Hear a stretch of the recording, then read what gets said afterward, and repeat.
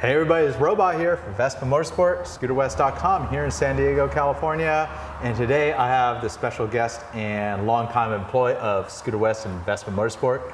Dun, dun, dun, dun, Kevin Stram coming at you right here. There you go. So guess what? Part 3 of talking about the Parade Day ride that I'm going to organize. I'm going to talk about Parade Day once again. First covered it like, I don't know, 6 weeks ago, and then about 2 weeks ago, I did an update video and we planned a destination, and I put out this magical survey that I'll talk about. Over 300 people participated in this survey, and I'll go over the results shortly. So I have Kevin here today because I've announced how we're going to do the ride, and Kevin came up with an awesome idea for the ride because I already know it's going to be kind of a lot of people, and you know, it's kind of, even though the restrictions are all lifted here in California as of June 15th. No mask, restaurants open at full capacity, pandemic's whittling down to nothing. Don't worry, we have flu season ahead of us. But it's summertime, and it's summertime fun time here in 2021. So I decided, you know, the most socially acceptable thing to do with us winding off the pandemic is divide up the ride. Make it so it can please so many different people. So we're gonna divide it into 2 rides. We're still gonna meet here at Vespa Motorsport, 3955 Pacific Highway, San Diego, right around 10 o'clock. It's gonna be really short here. We're not gonna hang around here too much. Sorry, I'm not gonna have the donut bar out. Maybe I'll have coffee, but we'll probably get on to the ride quite pronto, probably no later than 10:30. So stands up, 10:30. Keep that in mind. So let's go over the survey results. So I got the survey right here on my phone. Scott will put it up on the screen for you. So he came up with 4 different things you could vote on. Easy peasy, slow, no highways, and nothing crazy. So just nice and easy, straightforward. 21% of the audience that voted for that option. Moderate, slowish, Mount Soledad, which is the hill that overlooks La Jolla. You can see all the way to downtown, just north of San Diego, downtown San Diego. Mild twisties, etc. That was the #1 vote. 39% of people voted for that. Spiced up, twisty roads, high speed, no stopping for slope pokes, 19%. So that was the lowest. And I like this one, robot wildcard. So if you're ever seeing some of my few rides, my POV, you know, like GoPro videos, the few I've done on the channel. Of course, there's always this kind of stuff involved. Desert dirt roads, potholes, and rattlesnakes. I love that 22% of you, so that was the 2nd place winner for the votes.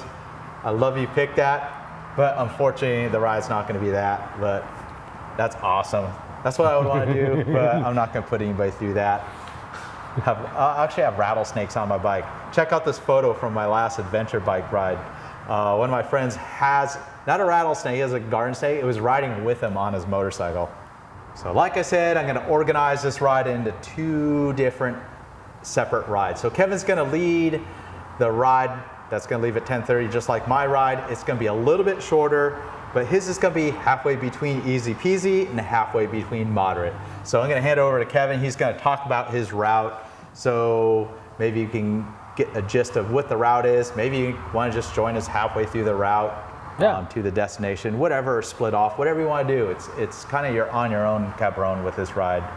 I'll tell you right now, there's not going to be a chase truck, so make sure your scooter's nice and reliable.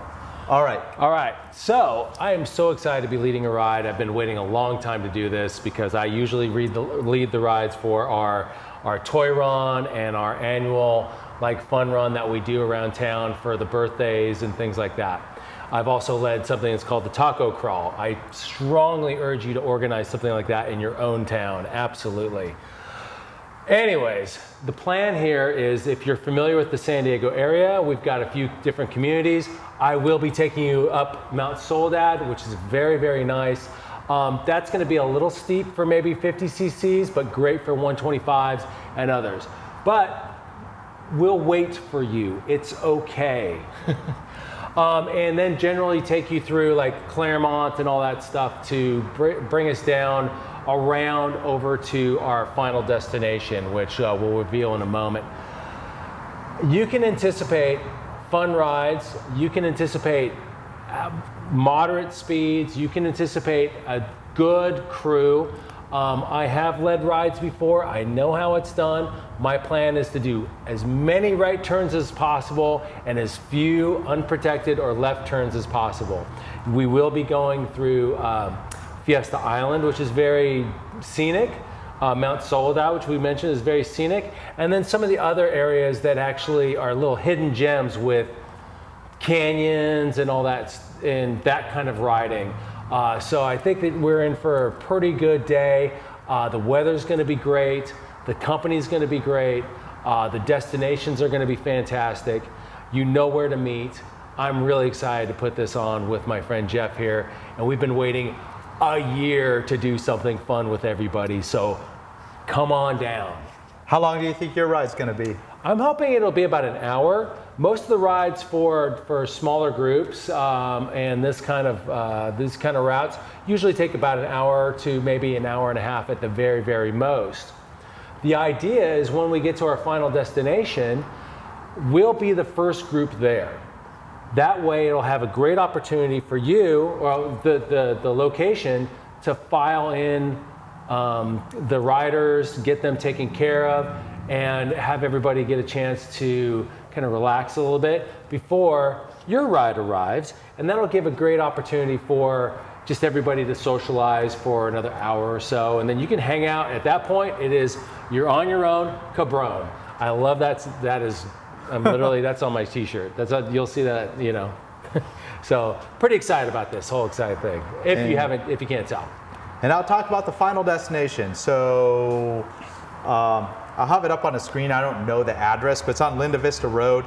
If you search the Ballast Point Home Brew Mart, that's the destination. It's a huge strip mall, and I think there's about 5 or 6 restaurants in there, more like tapas style fast food. There's Asian fusion restaurants. There's if you want the traditional restaurant, I think there's a Carl's Jr. really close. There's tacos, all easy food that you could take out, eat in the parking lot, eat outdoors.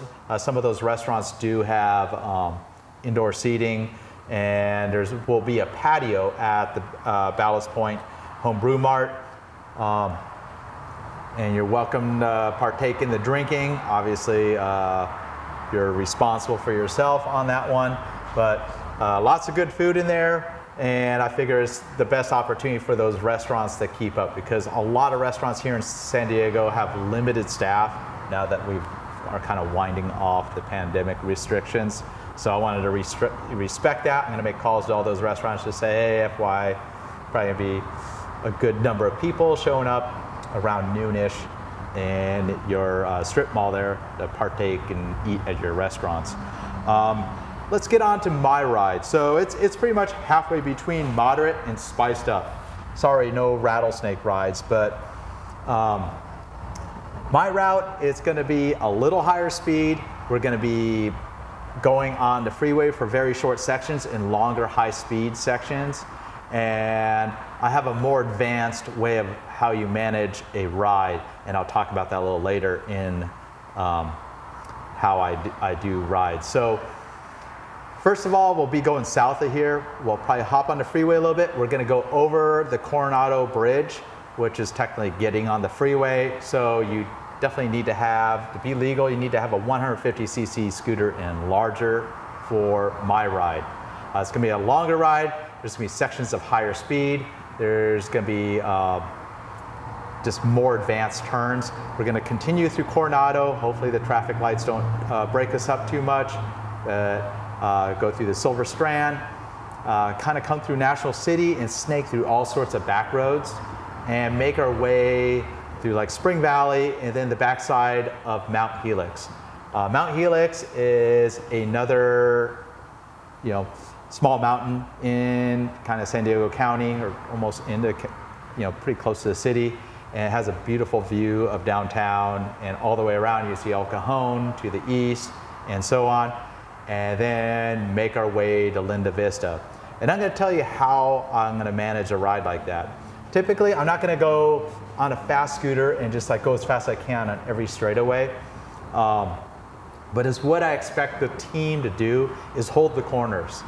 And is what that means is if the ride starts getting divided up either by traffic lights or a left-hand or right-hand turn or a stop, any sort of issue, and you know there's people behind you, but the ride made, the majority of the ride or two riders you saw in front of you made it through the intersection, it's your responsibility to hold the corner until you have another ride can visually see you. So, somebody coming up on you, you see that they're there, and then you can safely make that right-hand, left-hand turn to catch up to the rest of the ride. Now, obviously, at that point, you may need to do some speeding or to kind of catch up. And I'll slow down the ride to kind of try to get the group back together, for instance, on long stretches like the Silver Strand.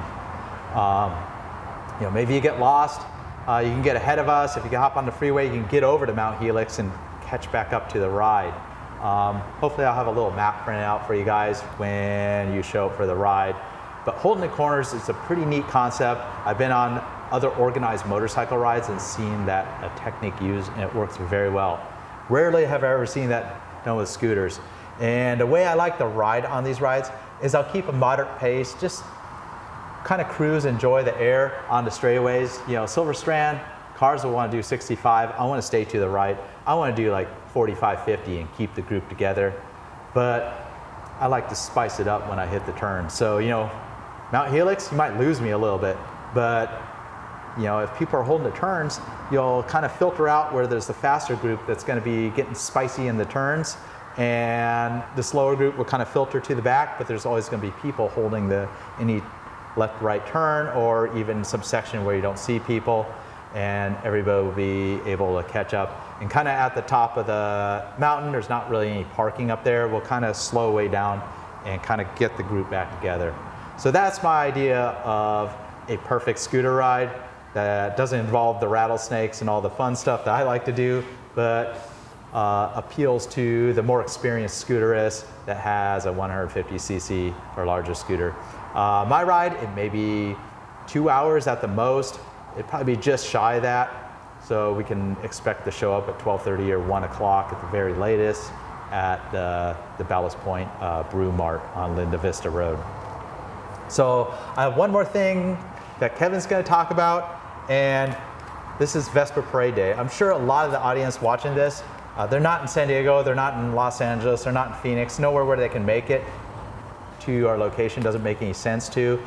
I'm really happy if you do make it, but I sure hope you get together with, whether it's a group of 2 people or 100 people in your town, you organize your own Parade Day ride. And I'm gonna have Kevin read the rules for the Parade Day ride that's organized by Vespa Club of America, and you can find information on the web as well. It's pretty much a repeat of what I talked about several weeks ago. So here you go, Kevin. Thanks. So this is about the 3rd, maybe 4th year running that that the Vespa Club of America has sponsored a Vespa Parade Day. What it is, it's an opportunity to get out and ride. All you need is as few as 3 people to make a parade. You've been on rides before, you've been with your friends, and as soon as you get together, people are paying attention. And this is a way to raise awareness to scooters, scootering, and the scootering lifestyle to help promote it. More people on the road, more people on scooters, the more fun to have. Well, the Vespa Club of America is sponsoring a contest. Part of that contest, and you can look up on the rules and some of the more stipulations and that through VCOA or Vespa Club of America, and they're obviously on the web, so that's no problem, right? So this is basically reading from the card here. It's like the VCOA simply wants to help promote riding. You don't need a permit. You don't need 100 scooters. All you need is as few as 3 scooters to make a parade. Get out, ride, and wave at people. Have a great day. To enter into this contest, basically what they're asking you to do is to create a video of the group's parade.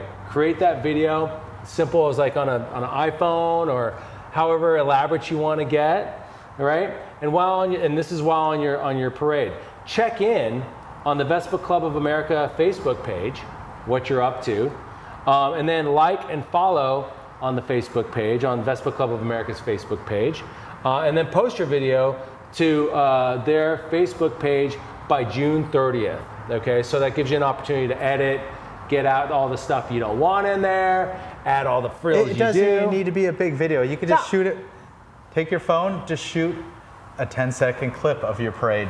Or you could edit some 7-minute, like, with drone footage, whatever you want to do. Dude, you know? do it. So that's basically it.